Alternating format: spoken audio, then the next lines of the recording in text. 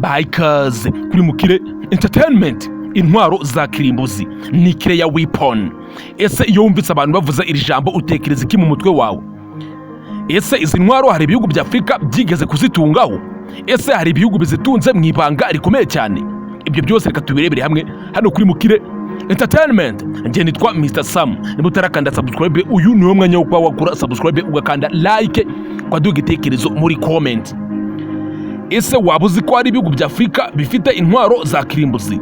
Hari ibihugu bya Afrika bikekwaho kuba byaba bifite intwaro kirimbuzi nubwo ntacyo byaba biratangaza kuri iyi ngingo.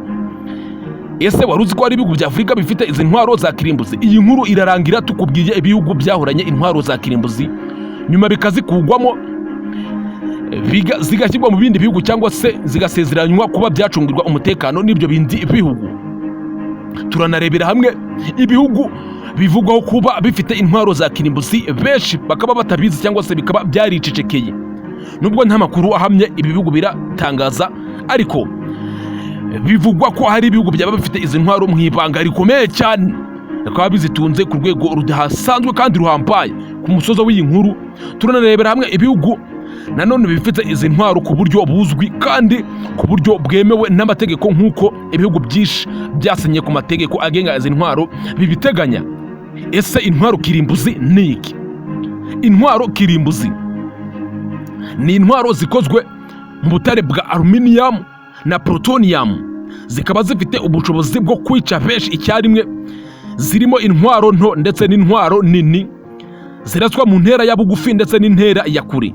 Zishobora kuraswa n'indege cyangwa se zikaraswa mu bwato cyangwa se zikaraswa ziri munsi y'ubutaka. Izi ntwaro zigira isenya rihambaye cyane ndetse zikaba zirasigwa ku butaka hifashishijwe ibimodoka byabugenewe cyangwa se mu mazi cyangwa se mu kirere. Izi ntwaro zishobora kuba zasenya, zigira isenya ridasanzwe ku buryo nko mu munota umwe zishobora kuba zasenya imijyi nka New York cyangwa se zikaba zasenya igihugu nk'Ubufaransa mu kanya gato nko guhumbya. Izi ni intwaro zidasanzwe. Ahari ibinyabuzima hose hashobora kuba hahindutse umusaka mu kanya gato nko guhumbya mu gihe izi ntwaro zibashe kuba zakoreshwa. Zigira isenya ridasanzwe. Ni intwaro zishobora kuba zarimbura ikinyabuzima cyose kuri uyu mubumbe mu kanya nko guhumbya mu gihe zaba zakoreshejwe, nubwo ibihugu byinshi bizitunze bigenda byirinda kuba byakoresha izi ntwaro. Ibihugu byari bifite intwaro kirimbuzi bikaza kuzaburwa cyangwa se bikaza kuzitakaza ni ibi bikurikira. Ku mugabane wa Afrika haza igihugu cya Afrika y'Epfo, South Africa.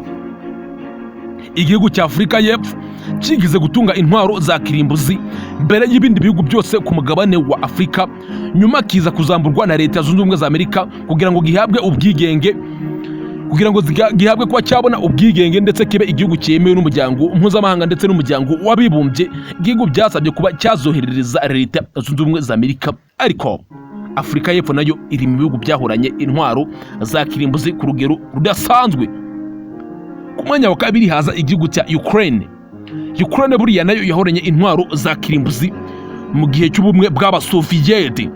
Nyuma y'isenyuka ry'ubumwe bw'Abasoviyete mu 1991, izi ntwaro za Ukraine zohererejwe igihugu cy'Uburusiya. Belarus cyangwa se Belarusi nacyo ni igihugu cyahoranye intwaro za kirimbuzi, ariko nyuma y'isenyuka ry'ubumwe bw'Abasoviyete nacyo kiza kuzohereza mu Burusiya. Ariko nyuma y'intambara yo muri Ukraine, Perezida w'Uburusiya Vladimir Putin yatangaje ko agiye kwimurira zimwe mu ntwaro za kirimbuzi mu gihugu cya Belarus kugira ngo abashe kuba yakanga ibihugu by'abanyaburayi byemeza ko bishobora kuba byamwataka. Ikindi gihugu cyahoranye intwaro za kirimbuzi ni Kazakhstan. Kazakhstan nayo yahoze mu bumwe bw'Abasoviyete. Nyuma y'isenyuka ry'ubumwe bw'Abasoviyete nayo yaje kohereza izi ntwaro mu gihugu cy'Uburusiya. Ibindi bihugu bikekwaho kuba byaba bifite intwaro za kirimbuzi ariko akaba ari nta bimenyetso bifatika byerekana ko ibi bihugu koko byaba bizitunze ni ibi bikurikira. Haza igihugu cya Sweden giherereye mu majyaruguru y'Uburayi. Hakaza igihugu cya Algeria giherereye mu majyaruguru ya Afrika. Igihugu cya Syria giherereye mu burasirazuba bwo hagati. Hakaza igihugu cya Mexique giherereye muri Amerika y'Amajyepfo. Hakaza igihugu cya Romania giherereye mu Burayi bwo hagati. Argentine muri Amerika y'Amajyepfo. Igihugu cya Taiwan giherereye muri Aziya y'Amajyepfo, igihugu cya Misiri giherereye muri Afurika y'Amajyaruguru, ndetse n'igihugu cya Espagne giherereye mu Burayi bw'Amajyepfo, ndetse n'igihugu cya Belarus giherereye mu burasirazuba bw'Uburayi, ndetse hakaza n'igihugu cya Korea y'Epfo, Libya, Brazil ndetse na Arabia Saudite. Ibi ni bimwe mu bihugu bikekwaho kuba byaba bifite intwaro za kirimbuzi, nubwo nta bimenyetso bifatika byerekana ko koko byaba bizitunze. Ibindi bihugu biri mu nzira yo kuba byakora intwaro za kirimbuzi, haza igihugu cya Iran ndetse n'igihugu cya Myanmar. Ibi ni bimwe mu bihugu nabyo bikekwaho kuba biri mu mugambi wo kuba byacura intwaro za kirimbuzi zifite isenya ridasanzwe ku kigero gihambaye cyane. Ibihugu bifite intwaro za kirimbuzi byemewe n'amategeko cyangwa se bizwi neza ko ibi bihugu bizitunze, haza igihugu cya Korea y'Amajyaruguru gitunze ibisasu bigera kuri 20, hakaza igihugu cya Israel gifite ibisasu kirimbuzi bigera kuri 90, hakaza igihugu cy'Ubuhinde gifite ibisasu kirimbuzi bigera ku 160, hakaza igihugu cya Pakistan gifite ibisasu kirimbuzi bigera ku 165, hakaza igihugu cy'Ubwongereza gifite ibisasu kirimbuzi bigera kuri 225, hakaza igihugu cy'Ubufaransa gifite ibisasu kirimbuzi bigera kuri 290, hakaza igihugu cy'Ubushinwa gifite ibisasu kirimbuzi bigera kuri 350, hakaza Leta Zunze Ubumwe za Amerika zifite ibisasu kirimbuzi bigera ku 5428.